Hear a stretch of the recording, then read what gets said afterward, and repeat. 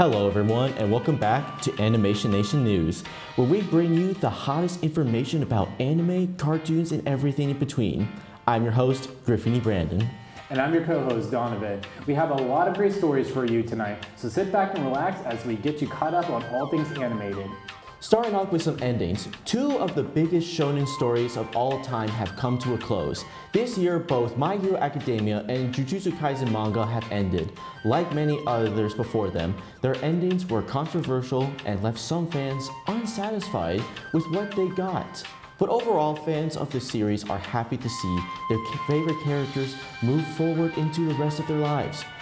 The My Hero Academia anime is also in its final saga and will most likely wrap up in another season. The JJK anime is still going strong, so no matter what, there'll still be something for you to watch going forward. Speaking of stuff to watch going forward, there have been plenty of new releases this year. Today we want to highlight a big one, the anime adaptation of Junji Ito's work, Uzumaki. One of his most iconic works, Uzumaki, is making way by finally taking the time to adapt Junji Ito's iconic horror style. His art has gone on to inspire a lot of the horror genre, and getting to see it be faithfully adapted to the screen is great to see. Created by Adult Swim, you can see Uzumaki on HBO Max today. If you're not a fan of horror and like a good old classic shonen, then all you have to do is wait for some of the biggest upcoming releases. Three big anime have been announced for this coming year, including Sakamoto Days, Gachiakuta, and Dan Da Dan. Both Sakamoto Days and Gachiakuta have great stories and art to back up their popularity, so be on the lookout for news on their 2025 releases. As for Dan Da Dan, it should already be out when this is uploaded. Created by Yukinobu Tatsu, a former editor for the creator Chainsaw Man, Dan Da Dan is a story of both supernatural and extraterrestrial foes. It's weird, funny, and it's both heartwarming and heartbreaking. Be sure to check it out. If you instead want something a bit more close to home, then maybe Dragon Ball Daima will be more your speed. A whole new Dragon Ball story exploring the never-before-seen areas and going back to the martial arts roots of the series. Featuring some of the most talented Dragon Ball animation staff, this mini-series is set to be a smash hit with fans and newcomers alike. This is also said to be the project that creator Akira Toriyama has been most involved in, as well as the last project he worked on before his passing this year. Dragon Ball is near and dear to many anime fans' hearts, and this series seems to be fitting set off for the late and great Toriyama. Now for an upcoming sequel, Lightning Round. All of these shows either have official release dates or have been announced for another season. Be on the lookout for Blue Lock Season 2, Freebrand Season 2, Arcane Season 2, Dr. Stone Season 4, Windbreaker Season 2, Fire Force Season 3, Blue Exorcist Season 4, Solo Leveling Season 2, and so much more. We're looking forward to a good year and our favorite stories in a new animation. To end off, we have some animated movie news for you. There have been a lot of great releases so far and even more to come. Transformers 1 recently released in theaters, telling the origin stories of some of our favorite characters. Despite not being the most successful in the box office, the film was loved by both critics and audiences.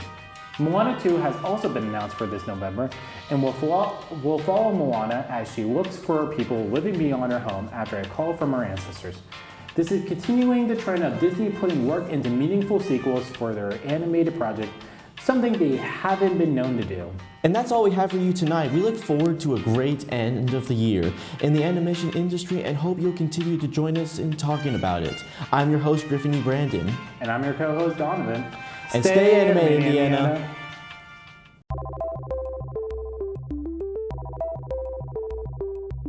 Today we want to highlight a big one, the anime adaptation of Junji Ito's one of his most iconic works, Uzumaki, is making waves by finally taking the time to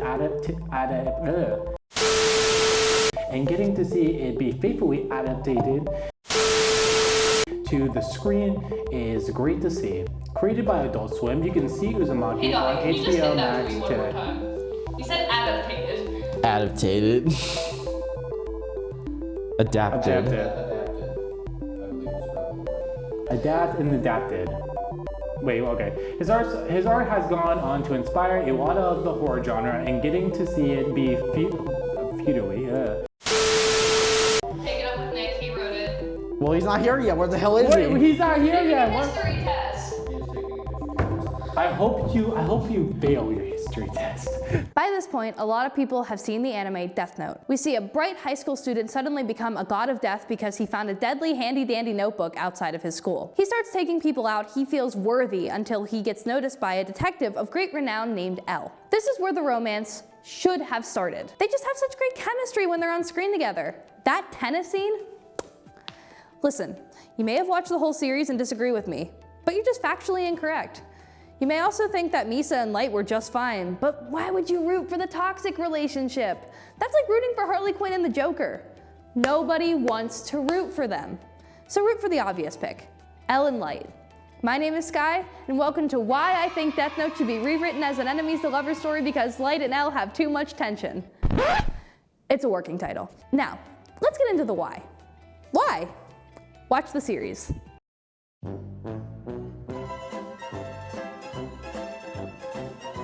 But if you don't want to watch Death Note for whatever reason and you want me to explain it to you anyway, then fine, I guess. Let's start with the first scene that comes into mind, the tennis scene. Just watch this. I don't see any way that he can profile me based on a tennis match. So, I have to assume he has some other goal in mind. Look at that. He's going for the win. I can see the wheels turning, Light Yagami. I'm already in your head. There's no way this tennis match will deepen our friendship. This is a token gesture, an elaborate act we'll go through so we can say we're closer. There was nothing straight about that encounter. There's nothing straight about any encounter. They spend a lot of time together because Light is trying to convince Elle that he isn't Kira, a dude that's been making criminals disappear, as they say. So he spends a lot of time with him. Well, that leads to them getting handcuffed together. Are you sure this is necessary, Ryuzaki? This is as difficult for me as it is for you. So is this what you meant by being together 24 hours a day with him? Looking at you, I never would have guessed. Are you on that side of the fence, Ryuzaki? You know the trope. They do everything together for a while, they eat together, talk together, they even play tennis. Now, why should this be an enemies to lovers story? Because, as you just saw, there's a lot of tension between the two of them. But how should it go? So, I'm thinking of the trope where the villain and the hero are like roommates, but they still like fight each other. Elle and Light are still trying to trick each other, but they can just live together and things just escalate from there. Light still does this Gone Complex BS and Elle still does his detective crap. They convene in the evening where they eat dinner together and sneakily talk about their days. I also would like Light to eventually just give up on being Kira so that he can spend more time with Elle and they can be detectives together. It can be like a gay buddy cop series. Elle and Light get the cases together and they work with the police to start catching criminals and fighting against people being falsely accused. Actually, wait, I have a better idea. Now, fans of the series would know that Light would not so easily give up being Kira. Hear me out, hear me out, hear me out. Light gets caught. Let me cook. I know how that sounds, but Light gets caught. Elle learns who Kira is and Light just gets sentenced for a while because blah, justice system. In prison, Light starts really thinking about his actions and overthinking everything in the form of a huge convoluted monologue and he has a change of heart. He starts working towards parole or bail or whatever, and Elle and him meet again. But when they meet again, things are different. Things are better? He likes spending time with Elle. Because Light's father disowned him or whatever for being Kira, he has to live with Elle so they become roommates. Then bring in the lovers in enemies to lovers. Light and Elle start really enjoying each other's company, and they figure that Light's brain is too good not to be put towards something good. So Light becomes a detective. Some of you may be wondering where Misa is. Well, Misa went to therapy. Light encouraged her to stop being Kira and to get help. Light could recommend a couple places because Elle also made him go to therapy. Therapy is very important for both of them. Misa was in an abusive relationship with Light. Light has issues with the God complex, and both of them really need to grow as people. I think that Light was very adverse to therapy at first because he thought he was too smart for therapy. So if he wanted to get better, he'd just figure it out himself. But being self-aware doesn't mean you know how to fix the problems. You can know your house has bad plumbing, but unless you have the skills to fix it, knowing that isn't going to do anything. You can even know where the issues stem from, but that doesn't make you a professional plumber. So, Light had to kind of grapple with the fact that he can't fix everything with his brain. Sometimes he had to let a professional take over. And honestly, if Elle didn't take Light to therapy, he definitely would have gotten it court mandated just for being Kira. Same goes for Misa. I think Misa would have gotten a lighter sentence because 1, she's famous and rich, 2, pretty privileged, and 3, some could argue that Light was making her do all these things. While the story progresses, I think that Light now would have gotten closer and closer. Maybe even one day El entrusts Light with his real identity. Once he knew that Light was no longer going to use it against him or hurt him. This scene is so intimate between them, and it's an admittance that they both care deeply for each other. They feel safe to be their authentic selves around each other. That kind of love is so rare, but so beautiful. Maybe even somewhere down the line they have a private wedding and they devote themselves to each other completely. They get a nice house and build a life together. They continue to be the best detectives in Japan, no, the world has ever seen. They're known as heroes, but they don't care. They're just trying to do the right thing. One day, in the distant future, maybe they grow old together and they're just sitting on their porch, admiring the lives they had and all the joy they've had together. Light would joke that becoming Kira ended up being the best decision of his life because it let him meet El. El would reminisce about them spending time together and playing tennis. Maybe they're sad they never adopted, but raising kids was never really their style. They didn't have the time. Both would pass peacefully in their sleep, having lived the best lives they possibly could. I think that this would have been a more beautiful story for the two of them. While it did stray heavily from the source material, who cares? I got to keep El, and you guys got to witness an amazing love story. I think they would have worked great as lovers, and they would have had a nice life. Maybe it wouldn't go exactly like this, but this is a fun idea for it regardless. You don't have to agree with me, but I think that there's a possibility for something really beautiful here. Light and El have a really happy marriage in another life. They maybe even adopt an animal. I feel like they're both cat people. My name is Sky, and this has been Why Death Note Should Be Enemies to Lovers. Thanks for watching, and remember to stay animated, Indiana. When it comes to anime, variety isn't a problem. There are hundreds of different shows to choose from on a variety of different platforms. With so much content, it can be hard to figure out where to start. If only there were, I don't know, 5 different categories based on demographic that they could be sorted into. But that couldn't possibly exist, right? Just kidding, it does exist, and I'm gonna explain it all to you. Hello everyone, I'm Nick McEwen, and I've been an anime fan for not my entire life, surprisingly. Yeah, despite how into the art form I am now, I barely watched any anime until I got into college. The few shows that I did watch growing up really didn't seem any different from the rest of my cartoons. And even as I got into high school, the most I watched was like One Punch Man. So what changed? How'd I go from someone who refused to watch Attack on Titan to a guy who's seen most of Beck Mongolian Chop Squad, a show that I bet most people have never heard of, and as of recording has been fully taken off of Crunchyroll? Simple. I found my own little bubble of shows that I found interesting, and I never branched out from them. If there's one thing that I know about humans, it's that they only enjoy the same things for their entire life. That's all they like. Exploring other interests is stupid, and people are best kept categorized by basic things like their age and gender. Just kidding again. That's stupid and wrong, and I don't believe it for a second. People love exploring and finding new things. Sure, I'm always gonna gravitate back to the same stories that I like the most, but that doesn't mean I shouldn't try other things. Out of the 5 basic types of anime, I've kept to the same 2 for most of my life, but no longer. Today, I'm gonna tell you a bit about all of the different types of anime, and what I like and dislike about all of them.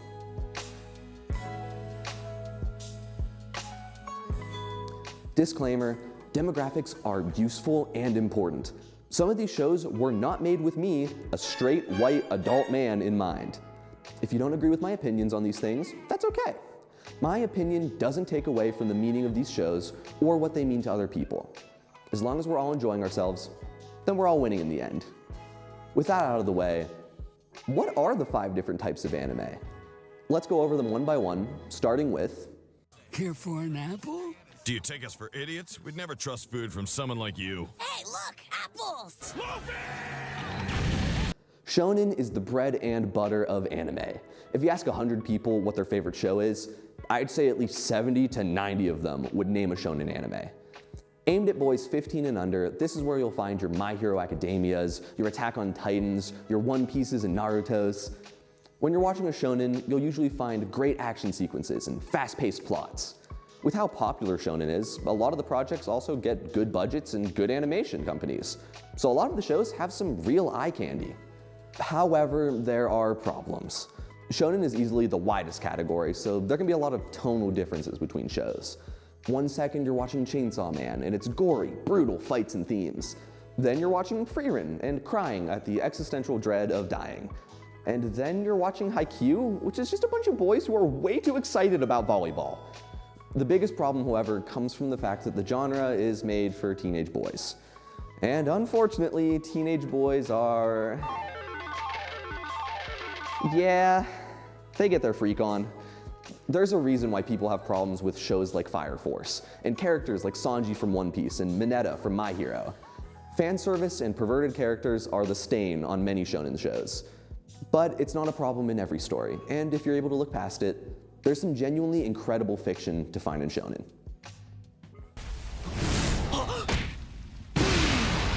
Ooh, that brother's floating in the air. How could his hands do this? If you want something a little more grounded, maybe seinen is more your speed. I personally love seinen, which makes sense considering it's for boys 15 to 24. These stories will take the action from shonen and make it more realistic, with the stakes often being lower but way more personal. Instead of saving the world, the characters will often be struggling against their own inner demons. This change in stakes can make the stories feel a lot more personal. However, despite being in the demographic for seinen, I still have my problems with it. While the darker, more mature themes can be incredibly interesting, they can also be downright depressing. A lot of them focus on violence and war, like in Vinland Saga, and we already have a lot of that in the real world, so sometimes you just don't need more of that in your life. Plus, some of the stories have a hard time riding the line between mature and edgy. The most popular seinen story out there is Berserk, and there are some parts of that story that can be genuinely disturbing for a lot of people. I'm not saying that these stories don't deserve to exist or that they aren't good because they're willing to fly too close to the sun, but this type of story isn't for everyone. Merry Christmas and a Happy New Year! Now onto the shows that I have way less experience with, as they aren't targeted at me in the slightest. Shoujo is anime aimed at girls 15 and under, which, as you can guess, I am not, nor have I ever been. However, the stories can still be interesting to anyone. I've actually seen a few shoujo anime, including Sailor Moon, which is one of the most iconic magical girl anime of all time, and Ouran High School Host Club, which is absolutely perfect bait for middle school Tumblr girls. The stories often have idyllic romances with cute characters, but can still have intense moments of action. If you want a happier, cuter story that usually works out well for everyone involved, you might like shoujo. If there's one con in shoujo, it's the fact that some of the tropes can be problematic. Since the romances are idyllic, they aren't always accurate. Characters are quick to forgive problems that aren't healthy, and this can give young girls the wrong ideas about relationships. However, I don't think this should stop people from enjoying the genre. Shoujo's problems are a lot like shonen's problems, but people are more willing to look past shonen's issues because of how popular the stories are. Often, shoujo is disregarded as problematic, when a lot of the issues with the shows aren't any worse than their shonen counterparts. Is it because the stories are worse? No. Is it because of misogyny? I'm not knowledgeable enough to say. All I know is that you shouldn't write something off just because others say it's bad. I genuinely think more people of all ages and genders should try some shoujo out, even if just to understand it a bit better. Smiles, and this is where I put Josei anime. If I had one! As of recording this segment, I have watched exactly 2 Josei anime, or at least I've started them as of last night. Josei is anime made for women 15 to 24, and is seen as the same thing to seinen that shoujo is to shonen. While still focusing on stories about acceptance and love, Josei is willing to throw away the idyllic nature of relationships and be more realistic. Now, this doesn't mean any anime relationship or story of romance is realistic. In the end, it's all fiction. However, from what I've seen, these stories manage to find a great in-between of happy and heartbreaking that makes for a really interesting watch. As for the cons, I don't really have any. Sure, I haven't seen much of it, so I haven't been able to see any of the problematic shows and scenes. But from what I can tell, a lot of these stories are relatable and grounded. They don't have the same problem as seinen, which focuses a lot more on violence, as shown in series like Berserk and Vinland Saga. It's a lot harder for Josei to fly too close to the sun and become too dark. The biggest problem I've seen is that Josei just isn't popular. If you end up being a fan, finding more content seems to be the real issue. However, I genuinely suggest watching what you can find. The 2 shows I started, Jellyfish Princess and Chihaya Furu, have both been great so far. Just goes to show what branching out can do. Up, I don't see any beautiful girl. Just turn around. Misty, please, only one of us can hallucinate at a time. And finally, we end off with an easy one. The final type, Kodo Mamuke, translates to intended for children. This is where you'll find Pokemon, Digimon, Hamtaro, Beyblade, all of the other classics. As you can guess, these stories are lighthearted, fun, and usually teach good morals. Once again, there aren't really any cons with these shows. You could say that they're childish, but that's literally the point. The one problem people face watching these shows is the stigma that adults shouldn't enjoy them. And you know what? If someone says that you're childish for watching the Pokemon animated series, then let them. The most important part of watching anime is enjoying it yourself. And that's ultimately the point I'm trying to get across with this segment. It doesn't matter if you're not the targeted demographic. It doesn't matter what age or gender you are. The reason we watch anime is because we enjoy it. So don't let anyone hold you back and go binge your favorite shows. Thanks for watching. I'm Nick McEwen, and you stay animated, Indiana.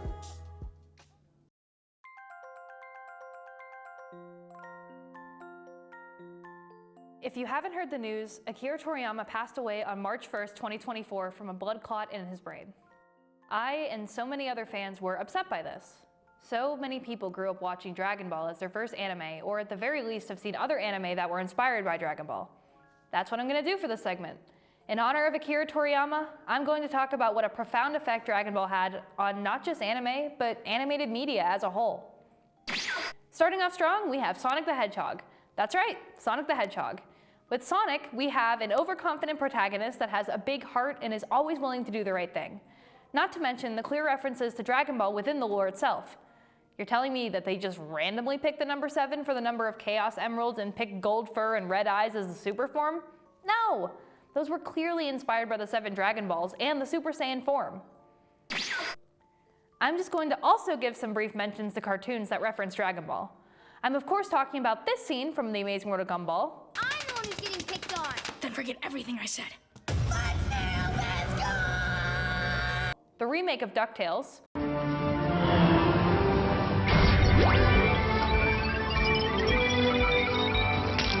Its power level, it's over 9,000! And The Owl House. This looks ancient. What? No, it's only 30 years old. I remember seeing this in theaters. This just shows that it had such a profound effect that most Western cartoons at the very least referenced it. Now for more in-depth inspirations. We have Steven Universe. There are smaller references here and there, but I want to talk about Jasper. Jasper has a lot of parallels to Vegeta, especially both of their views on fusion. Hey, Vegeta! Do you know the fusion technique? Fusion technique? Yeah, now that you mentioned it, I've heard Trunks talk about that before. Oh, when you do an absurd dance and join together? Uh-huh. You know, fusion ha, okay? Nonsense! Fusion is just a cheap tactic to make weak gems stronger. Not to mention the protagonist finds out he's actually half alien and starts out super goofy then becomes more serious later on trope with Steven and Goku. Both have family from outer space that came down to Earth and try to kill them. Not to mention a lot of the same power of friendship tropes apply here as well. We've discussed cartoons, but I'd like to talk about anime now. It's no secret that Naruto and One Piece were both heavily inspired by Dragon Ball. I mean, just look at Naruto and Luffy. They're both goofball protagonists who have strong senses of justice and dreams to become bigger and stronger. Goku, Naruto, and Luffy definitely all share the same insane appetites. Now, Naruto and Luffy aren't aliens, but they still have insane power levels and rely on their friends a lot too. Not to mention that all three are incredibly loyal and would do anything for their friends. Yep, the power of friendship applies here too. Also, just outside of the canon and more behind the scenes, Eiichiro Oda and Masashi Kishimoto both grew up reading Dragon Ball before they became mangaka themselves, so it's no surprise that the manga had such a profound effect on both of them. I'm going to be honest. It wasn't easy to write this segment. Dragon Ball has touched the hearts of so many people. To really showcase what Dragon Ball means to not only me, but to everyone all over the world, I have the following clips and instances to show you. Consider it an in memoriam for Akira Toriyama. He really changed the world and brought anime to so many younger kids. Imagine how many times you Naruto ran, tried to do the Kamehameha wave, or even tried to go Super Saiyan. Thanks to Akira Toriyama, you grew up with those memories. Without further ado, here are my favorite memories and instances of Dragon Ball.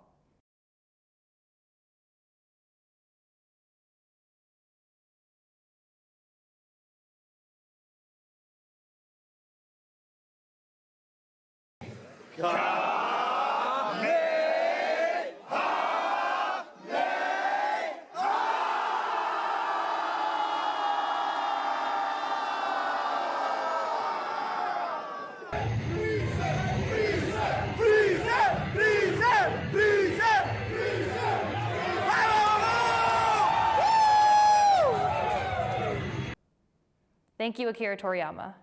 And remember to stay animated, Indiana.